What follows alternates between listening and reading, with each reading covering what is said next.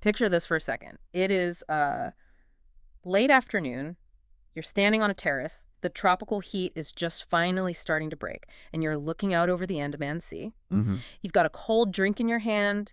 Cicadas are buzzing, and that dangerous thought creeps into your head. I could live here. I could actually own a piece of this. That is the Phuket dream. It's visceral. It's what draws thousands of people to Thailand, every single year. Right. But then you snap out of it and open your laptop, you start looking at listings, and suddenly the dream feels a lot like a high-stakes poker game where you don't know the rules. Exactly. One villa is listed for 15 million baht. The one next door, which looks identical, is 30 million. And you realize, I have absolutely no idea what anything is actually worth. That is the price guessing game.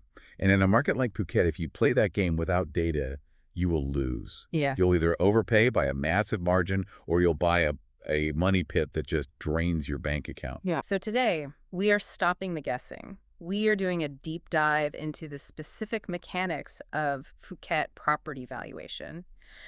We aren't just looking at pretty pictures of beaches. We are looking at the math. We are looking at the science behind the price tag, yeah. And to keep us grounded in reality, we're basing this entire discussion on data and insights from Ocean Worldwide. Okay. They're a luxury real estate agency that has been on the ground in Phuket since 2004. Since 2004. That's a crucial detail. That means they've seen the tsunami recovery, the political shifts, the global financial crisis, and, the post-pandemic boom. They aren't new to the rodeo. Exactly. And we're drawing specifically on the expertise of their director, Sandra O'Neill, who has navigated thousands of these transactions. So we've got the authority. Now let's get into the meat of it.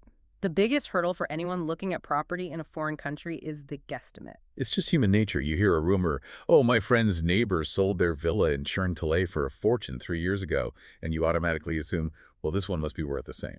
It's anchoring bias, right? We just latch onto the first number we hear and treat it like gospel. Exactly. But the source material from Ocean Worldwide is very clear.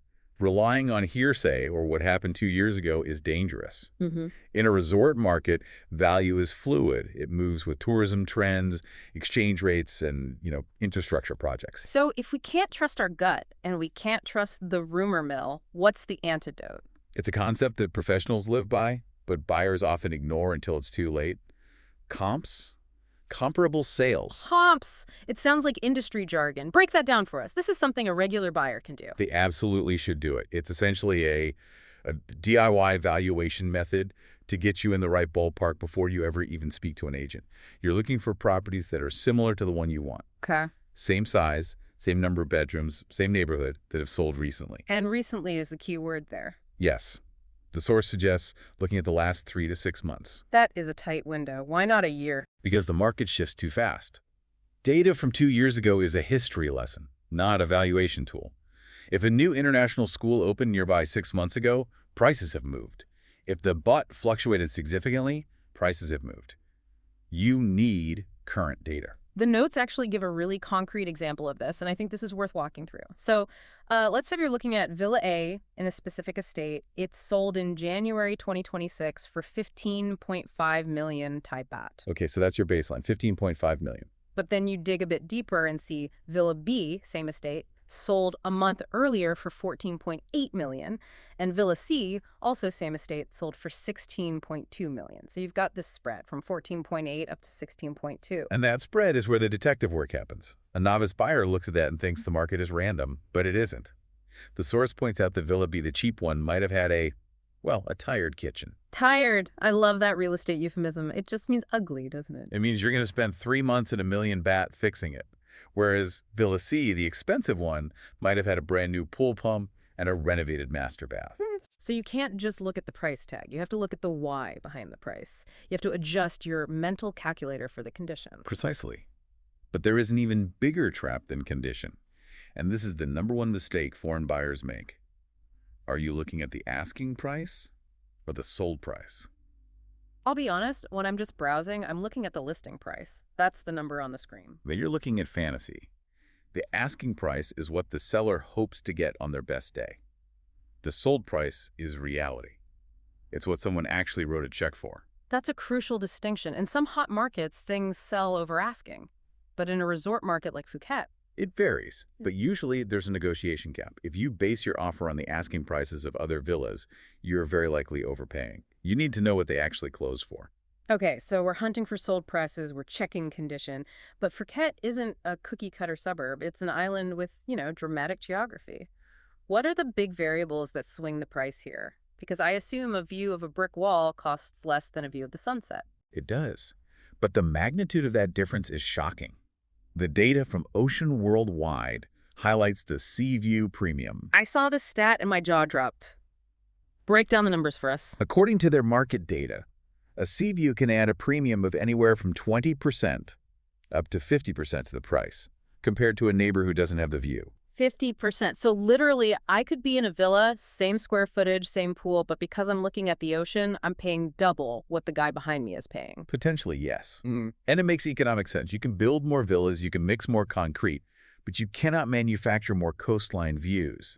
That scarcity drives the value. That is a massive premium. It really forces you to ask yourself, how much do I actually like the ocean? Is it worth half the house value? Exactly. And there are degrees to this, A peekaboo view through the trees isn't the same as a panoramic 180-degree sunset view. That 50% premium is for the wow factor. Right. So aside from the view, what else are we looking for in the comps?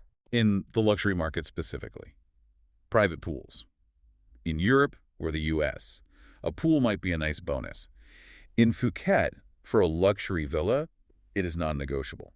Okay. A villa without a private pool will struggle to hold its value and will be a nightmare to rent out. It's just part of the lifestyle expectation. You don't fly to Thailand to sit in a bathtub. Correct. So when you're comparing prices, if one villa has a pool and the other doesn't, they aren't comps. You have to adjust for the cost of digging a hole and pouring concrete.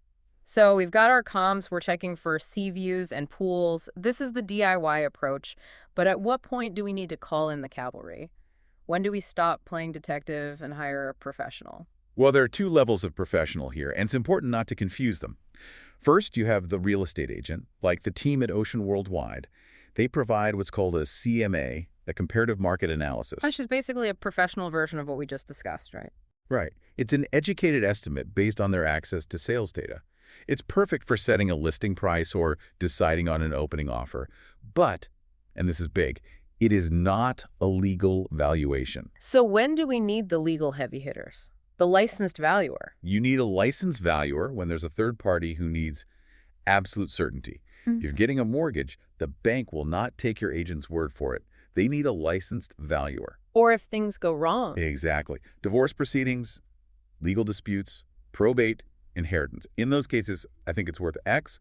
Doesn't hold up in court. You need a stamped official valuation. So it's the difference between a general practitioner and a specialist surgeon. Most of the time, the GP is fine. That's a great analogy. For most buyers, a solid CMA from a reputable agent is enough to feel safe.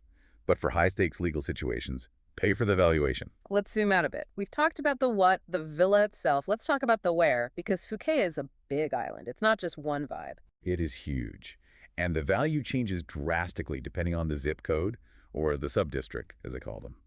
The source breaks down a few key neighborhoods, and each one appeals to a completely different type of investor. Let's start with the one everyone knows. The party animal, Patong. Patong is high energy. It's neon lights, nightlife, high tourist density. If you're looking at investment purely from a rental yield perspective, Patong is a machine. The demand is constant.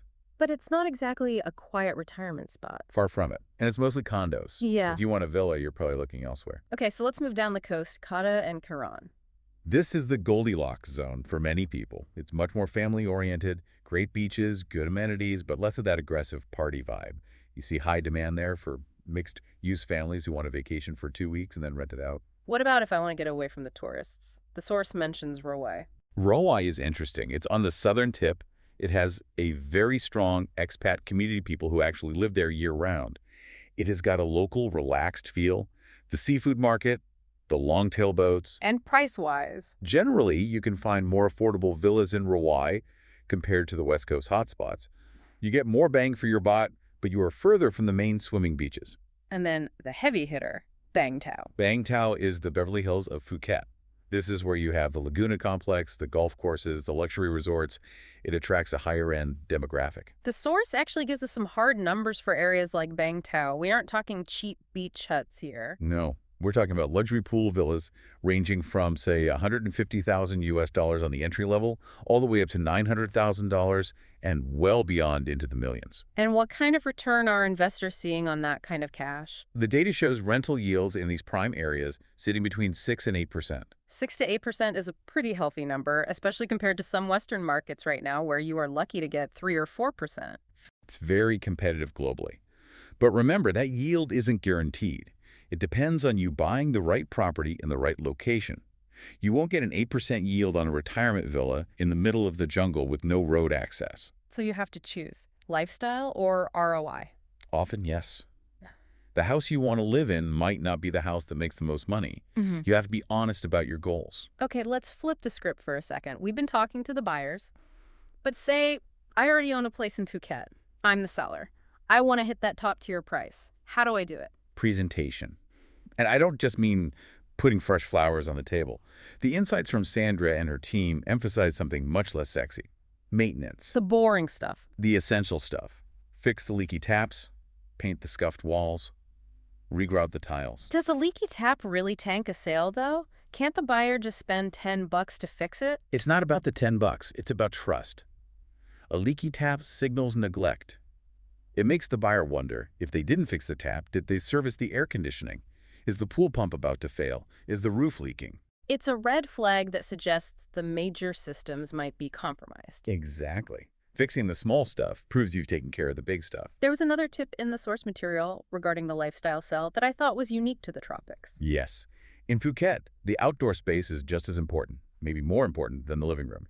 You are selling the dream of living outside. The pool area, the sala, the garden. These need to be immaculate. If the pool is green or the deck is rotting, you has killed the dream. And the smell test.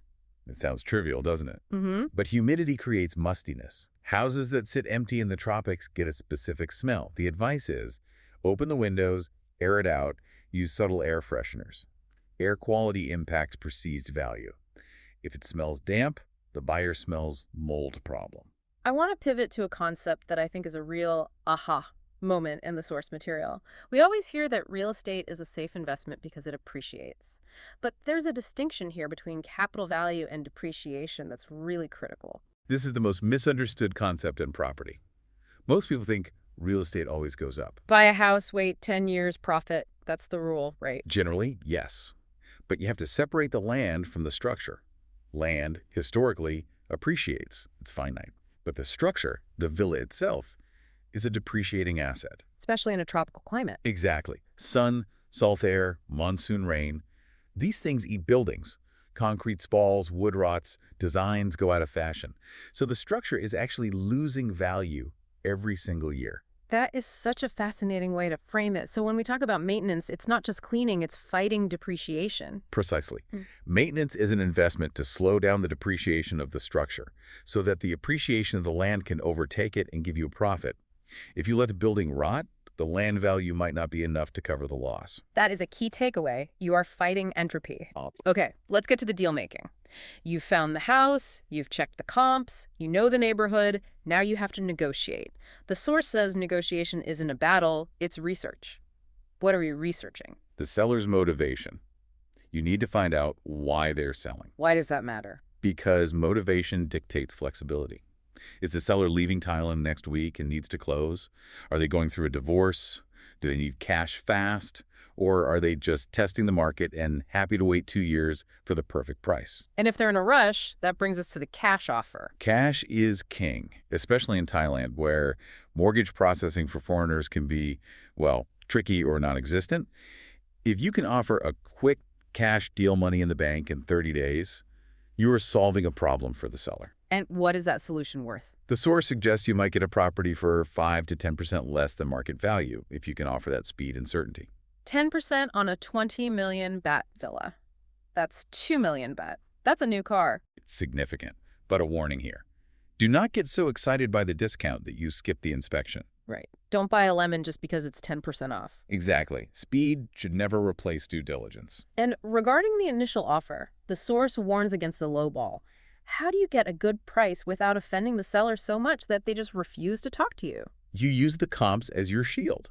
You don't just say, I'll give you 10 million for a 15 million listing. That's insulting. Right, that just shuts the door. Instead, you say, I'm offered 12 million because similar Villa Y sold for this amount last month, and this property needs a new roof, which I estimate will cost me 500K. You use facts to justify the number. It makes it objective, not personal. Now, we can't do a deep dive on property in Thailand without talking about the legal side. This is where people get nervous, and rightfully so. There are some very specific terms we need to know. The shenote. Yes. If you learn one Thai word today, make it shenote. It is the title deed, the Nor Sor For Jor. It's the gold standard of land ownership documents in Thailand. What does looking at a shenote tell us? It tells you exactly who owns the land, the boundaries are GPS plotted, and most importantly, it shows encumbrances, mortgages, lanes, or any debts attached to the land. So it's a proof of purity. It is. Yeah. And the source is stripped on this. You must verify zoning. Just because there's a shenote doesn't mean you can build a skyscraper. You need to check the building regulations for that specific zone. Can you build a second floor? Are you too close to the beach? And then there's the elephant in the room, foreign ownership. It is complex. We have to be honest about that. Under Thai law, foreigners generally cannot own land outright in their own name. So all these people buying villas, how are they doing it? There are legal structures. The most common are leasehold agreements, where you own the building but lease the land for 30 years with renewals, or setting up a Thai company to hold the land, though that comes with its own strict regulatory compliance. This sounds like a minefield if you don't know what you're doing. It can be, which is why the source emphasizes that a lawyer is non-negotiable. You can DIY your comps. You can DIY your neighborhood search, but you never, ever DIY the contract. You need someone to check the shenote, check the corporate structure, and ensure you aren't buying a lawsuit. Exactly. A good lawyer is your insurance policy. So let's recap. We have covered a huge amount of ground here. We have learned that value in Phuket isn't just a number on a website. It is a triangulation of data. It is. It's checking the sold prices, not the asking prices. Mm-hmm. It's understanding that 20 to 50% premium for that sea view. It's knowing the difference between the rental yield in Patong versus the lifestyle value in Bang Tao. We've learned that maintenance is the only way to fight the natural depreciation of the structure. And we've learned that the shenote is the most important piece of paper you will ever hold. And ultimately, we've learned that you have power. By using comps and understanding seller motivation, you can negotiate from a place of strength, not guessing. And again, all of this insight comes from the experience of Sandra O'Neill and the team at Ocean Worldwide. They have been navigating these waters for over 2 decades.